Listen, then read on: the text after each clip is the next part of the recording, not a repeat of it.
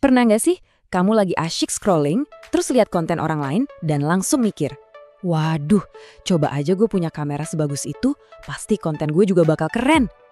Kalau kamu pernah mikir gitu, pas banget. Kamu datang di waktu yang tepat. Karena kita akan bongkar tuntas sebuah keraguan yang mungkin selama ini nahan-nahan kamu buat mulai. Oke, sebelum kita masuk lebih dalam, aku mau ajak kamu main tebak-tebakan sedikit. Coba deh perhatiin baik-baik kualitas gambar yang kamu lihat sekarang ini. Gak usah jadi ahli, kira-kira aja. Menurut kamu, ini direkam pakai kamera profesional yang harganya puluhan juta atau pakai sesuatu yang jauh lebih sederhana? Coba, simpan dulu jawabanmu ya. Udah punya jawaban? Oke. Sejujurnya nih ya, mau jawabanmu apapun, itu semua sama sekali nggak penting. Pertanyaan tadi itu cuma pancingan aja. Karena inti dari semuanya ada di kalimat ini. Ide brilian yang ada di kepala kamu, pesan yang pengen banget kamu sampaikan. Itu nilainya ribuan kali lipat lebih berharga daripada merek atau harga kamera yang kamu genggam. Titik. Nah, sekarang yuk kita bedah bareng-bareng satu musuh besar yang sering banget ngehantuin para kreator pemula. Sebuah keyakinan yang salah kaprah yang sering jadi alasan paling enak buat nunda-nunda. Di dunia para kreator, ada istilah kerennya nih, namanya Gear Acquisition Syndrome. Kedengarannya canggih ya, tapi artinya simple. Ini tuh penyakit menunda berkarya dengan alasan, nanti aja deh, nunggu alatnya lengkap dulu. Ini jebakan teman-teman. Jebakan pemikiran yang bikin fokus kita pindah. Dari bikin karya jadi cuma pengen beli alat. Padahal, alat terbaik itu ya yang lagi ada di tanganmu sekarang. Dan ini dia penegasannya, langsung dari ahlinya. Anggap aja kutipan ini sebagai surat izin resmi buat kamu untuk berhenti total meragukan alat yang kamu punya sekarang. Serius deh, banyak banget kreator raksasa di luar sana yang video pertamanya, bahkan ratusan video pertamanya itu cuma direkam pakai HP. Jadi, mitos soal kamera mahal ini resmi kita hancurkan sekarang juga ya. Oke, jadi kalau kamera itu bukan rajanya, terus apa dong yang harus jadi fokus utama kita? Investasi pertama yang paling krusial itu apa? Jawabannya mungkin bukan yang kamu kira selama ini. Ini dia faktanya teman-teman. Penonton itu jauh lebih pemaaf sama gambar yang biasa-biasa aja dibandingin sama suara yang jelek. Coba deh jujur, kamu pasti lebih milih nonton video yang gambarnya agak goyang dikit tapi suaranya jernih barat kan? Daripada nonton video sinematik 4K tapi suaranya kresek-kresek, mendem, gak jelas. Audio yang jelek itu ibarat tombol skip otomatis buat penonton. Dan kabar baiknya apa? Dapetin audio jernih itu nggak mahal sama sekali. Kamu nggak perlu nabung jutaan rupiah.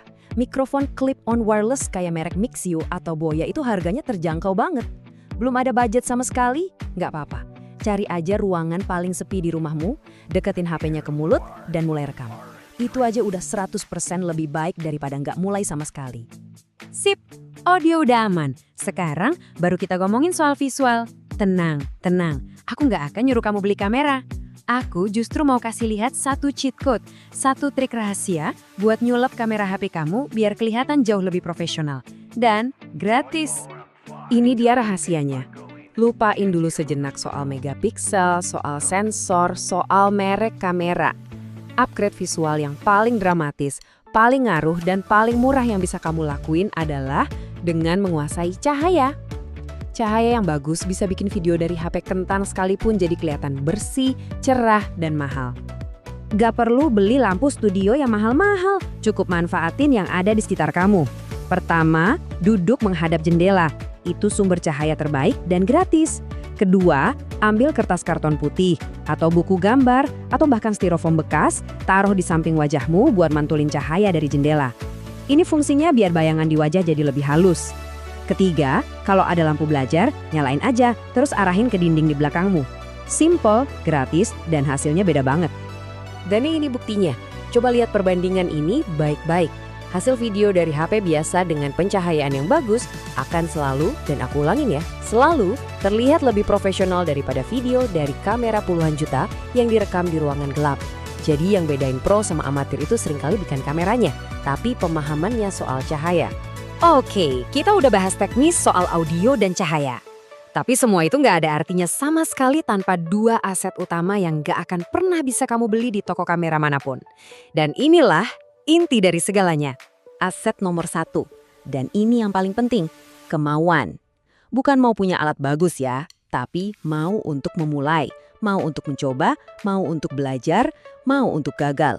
Tanpa mesin penggerak dari dalam diri ini, kamera secanggih apapun di tanganmu cuma bakal jadi pajangan pengumpul debu. Dan kemauan itu butuh temennya, yaitu keberanian. Berani buat neken tombol rekam walaupun mungkin suaramu gemeter. Berani ngunggah video pertama walaupun takut dihakimi atau diejek. Berani untuk jadi jelek dulu sebelum akhirnya jadi bagus. Ingat ini baik-baik. Satu karya yang tidak sempurna tapi nyata, itu jauh lebih berharga daripada 0 karya yang sempurna tapi cuma ada di angan-angan. Terus, kenapa 2 aset tadi itu penting banget? Karena ini, penonton zaman now itu pinter. Mereka nggak lagi cuma nyari konten yang super mulus dan sempurna. Mereka nyari koneksi, mereka nyari sesuatu yang otentik, yang jujur. Dan keaslian itu seringkali justru terpancar dari ketidaksempurnaan kita. Jadi kekuranganmu itu justru bisa jadi kekuatan terbesarmu. Oke, udah cukup teorinya. Sekarang waktunya kita praktik. Aku nggak mau kamu selesai nonton ini cuma dengan bilang, oh gitu ya. Enggak, aku punya tantangan khusus buat kamu. 24. Kamu punya waktu 24 jam. Bukan besok. Bukan minggu depan, tantangan ini dimulai begitu kamu selesai nonton tayangan ini. Misi kamu simple banget, ambil HP yang lagi kamu pegang sekarang juga, rekam video pendek, 1 menit aja cukup, tentang apapun yang kamu suka. Nggak perlu sempurna, nggak perlu diedit canggih-canggih, cukup rekam dan unggah dalam 24 jam ke depan. Tayangan ini adalah bagian dari seri 100 hari menjadi kreator sukses. Jadi setelah kamu berhasil unggah video pertamamu itu, balik lagi ke sini dan tinggalkan jejak perjuanganmu di kolom komentar. Tulis, saya siap mulai. Biar kita semua jadi saksi kalau kamu sudah berhasil menghancurkan penghalang pertamamu. Sebagai penutup, aku mau kasih satu pertanyaan terakhir buat kamu renungkan. Kalau kita udah sama-sama sepakat nih, kalau masalahnya bukan di kamera, bukan di mikrofon, bukan di lampu, lalu apa satu-satunya hal yang sebenarnya menahan kamu untuk mulai hari ini? Jawabannya ada di dalam diri kamu sendiri. Sekarang waktunya bertindak.